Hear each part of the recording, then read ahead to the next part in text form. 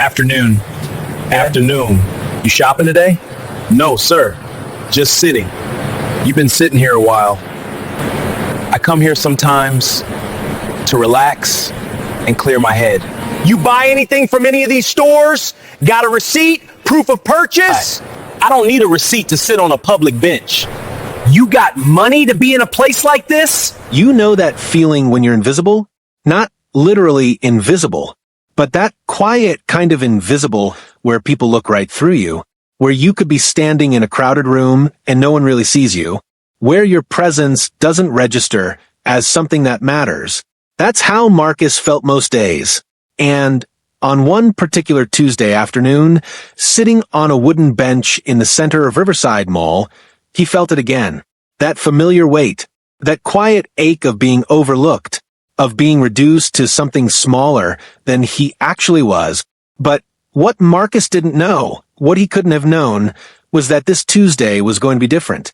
This Tuesday, everything was about to change. Before we dive in, tell me where you're watching from.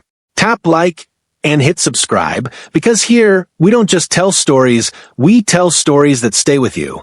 Let me tell you about Marcus. He wasn't famous. He wasn't rich.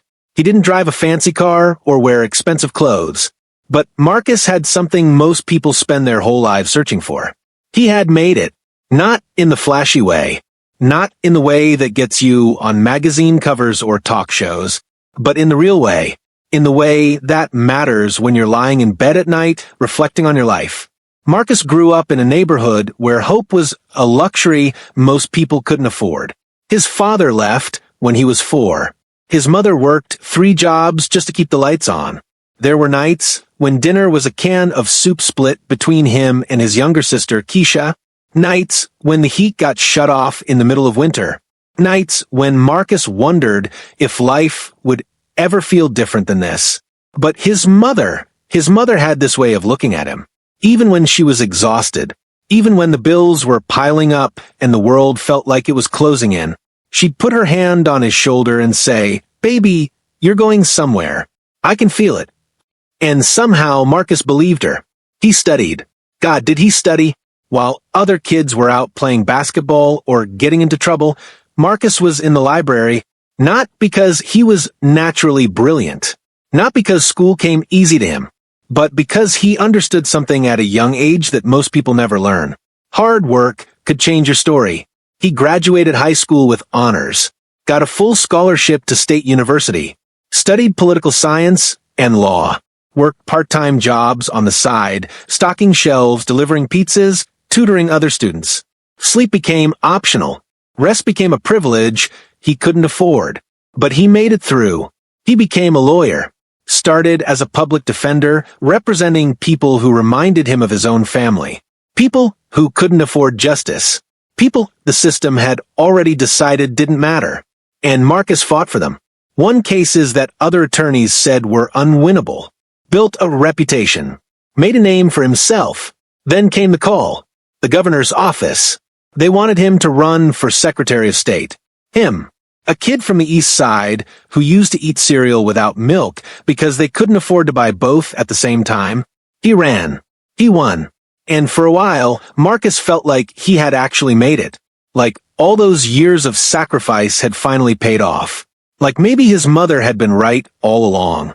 But here's the thing about success nobody tells you. It doesn't protect you from the world. It doesn't change how people see you when they don't know who you are. It doesn't erase the color of your skin or the assumptions people make before you even open your mouth. Marcus learned that lesson the hard way. The stress of the job was crushing him. That's what people don't understand about positions of power. Everyone thinks it's glamorous. The title, the influence, the respect. But what they don't see is the weight, the constant pressure, the impossible decisions, the late nights, the phone calls that never stop. The feeling that if you make one wrong move, everything could fall apart. Marcus needed somewhere to go.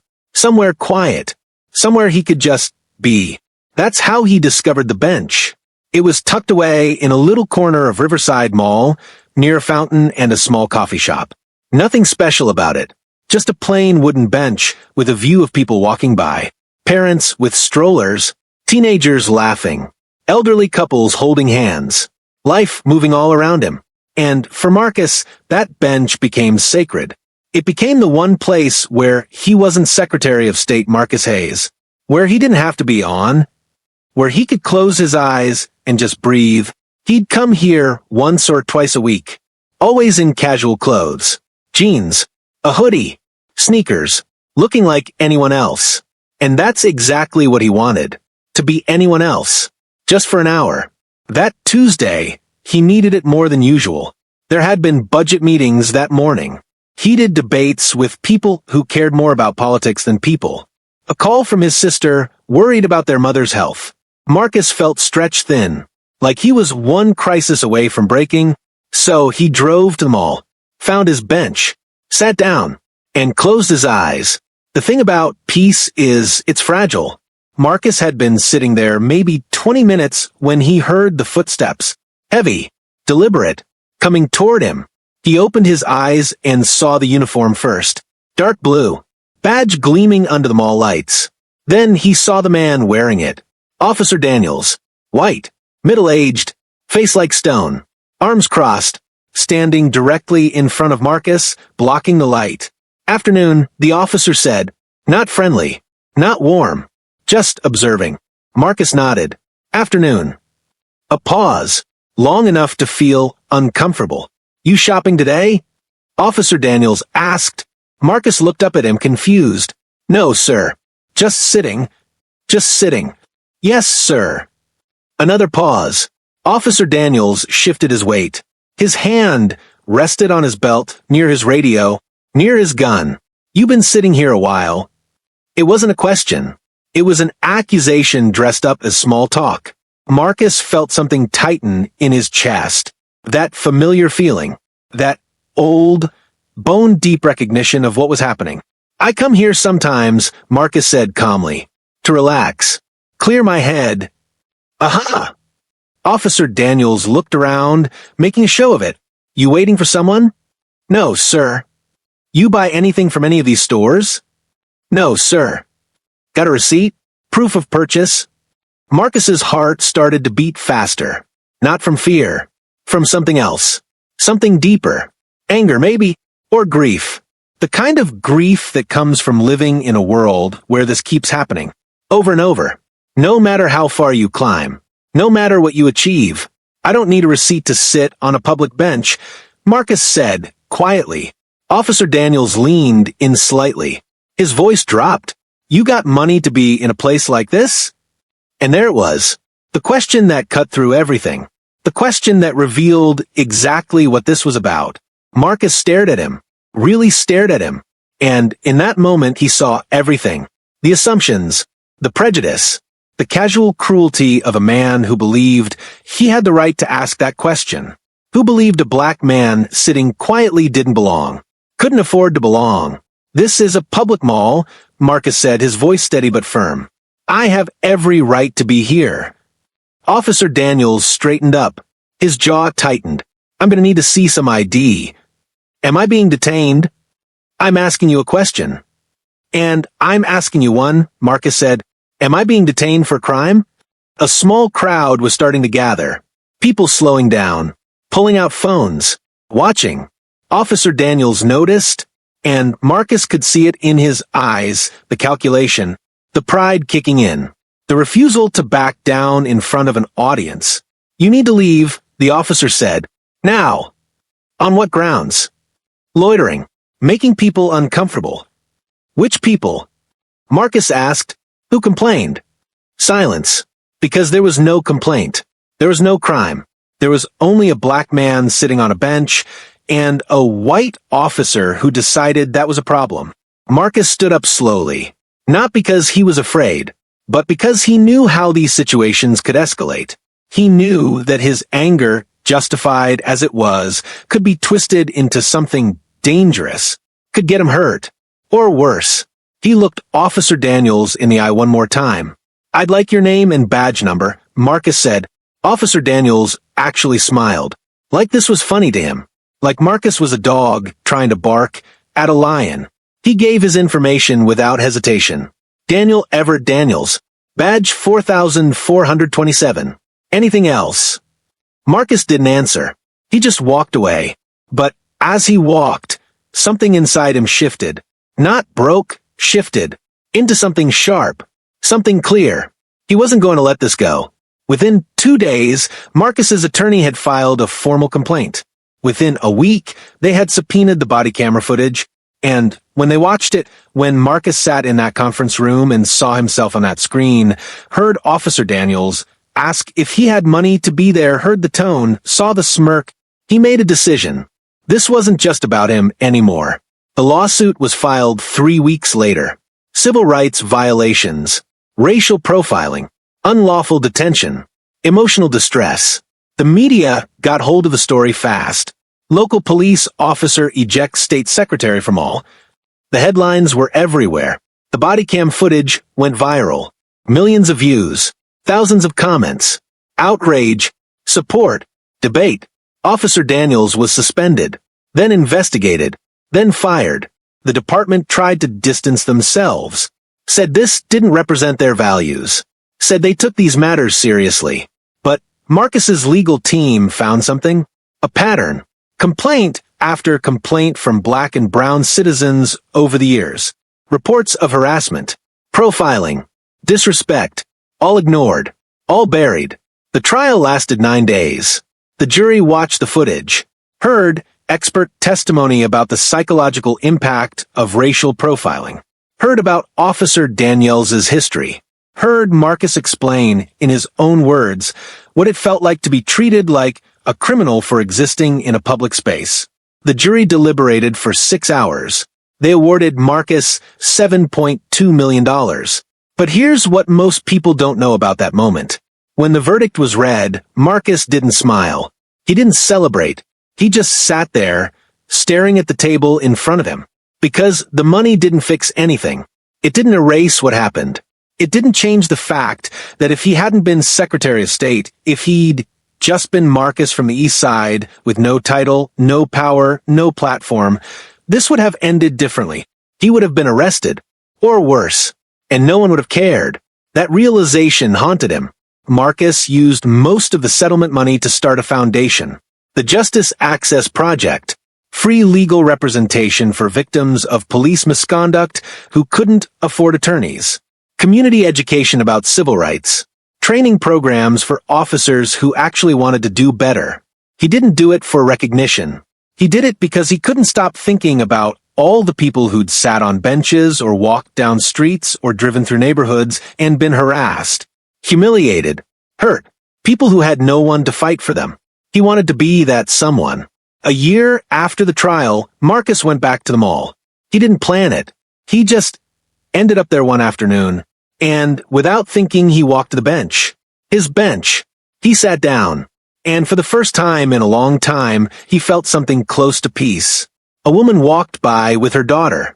The little girl, maybe 6 years old, was eating an ice cream cone and laughing. The mother smiled at Marcus as they passed.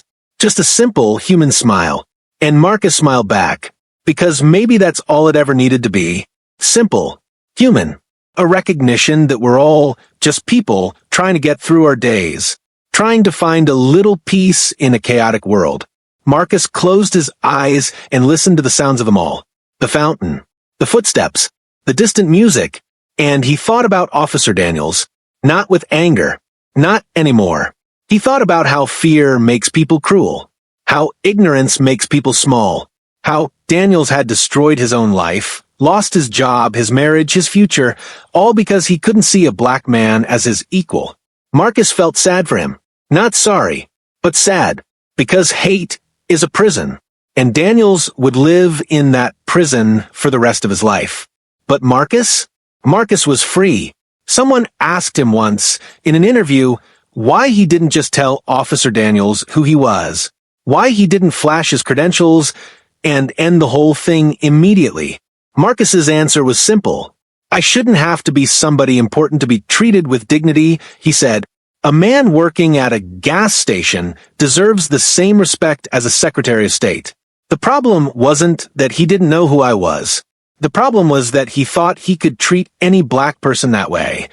That clip went viral. Millions of shares. Thousands of comments from people who finally felt seen. finally felt heard. Because Marcus had said what so many people had been feeling for so long. Your worth isn't determined by your title. Your humanity isn't up for debate. You deserve respect simply because you exist. That message, simple as it was, changed something. Not everything. Not overnight. But something. People started conversations they'd been avoiding. Police departments started training programs. Young kids saw Marcus's story and realized they didn't have to accept mistreatment. They could fight back. They could demand better. And slowly, painfully, the world started to shift. Marcus still goes to the mall sometimes. Still sits on that bench. People recognize him now. They come up and thank him. Tell him their own stories. Ask for advice. And Marcus listens. Really listens. Because he knows what it feels like to need someone to see you. To acknowledge your pain. To say, what happened to you matters. One afternoon, a young man approached him. College-aged. Nervous. Mr. Hayes, he said. I wanted to say, thank you. I was stopped by police last year. They searched my car for no reason. Made me sit on the curb in front of my neighbors. I felt so humiliated. So powerless. But then I saw your story and I filed a complaint. I got a lawyer. I fought back. And I won. The young man's eyes were wet. His voice shook.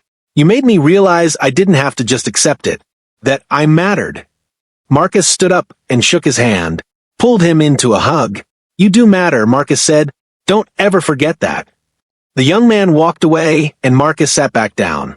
And he thought about his mother. About how she used to tell him he was going somewhere. He'd made it, all right. Not because of the title. Not because of the money. But because he'd used his pain to create change, used his platform to lift others up, turned his worst moment into a movement. That's what making it really means. The bench is still there. Same wooden slats. Same view of the fountain. Same spot where everything changed. But now, when Marcus sits there, he doesn't close his eyes anymore. He keeps them open, watching people walk by, seeing their faces, their humanity, reminding himself that everyone has a story. Everyone is fighting battles we know nothing about. Everyone deserves to be seen. Really seen. Not as a threat. Not as a problem. Not as a question mark. But as a person. Worthy of dignity. Worthy of respect. Worthy of taking up space in this world. Marcus learned that on a bench in Riverside Mall. And he'll spend the rest of his life making sure others learn it too. So, here's what I want you to take from this story. It's not just about racism, though that's certainly part of it. It's not just about power, though that matters too. It's about how we see each other, how we choose, and it is a choice to recognize the humanity in the stranger sitting next to us. The person who doesn't look like us, who doesn't live like us, who we might never understand completely. We can choose to see them as less than, as suspicious, as not belonging. Or we can choose to see them as exactly what they are. Human, complicated, tired, hopeful, broken, healing, trying, just like us. Marcus didn't win because he had power. He won because he refused to let someone else's ignorance define his worth. And that's something every single one of us can do. Right now, today, in the grocery store, at work, on the street, wherever we are. We can choose to see people, really see them. And in doing so, maybe we change the world. One moment, one interaction, one bench at a time. That's the story. That's the lesson. And that's what Marcus taught me. I hope it teaches you something too. If this story touched you in any way, don't keep it to yourself. Like it, share it with someone, and subscribe for more stories that speak to the soul. Thank you for watching and see you in the next one.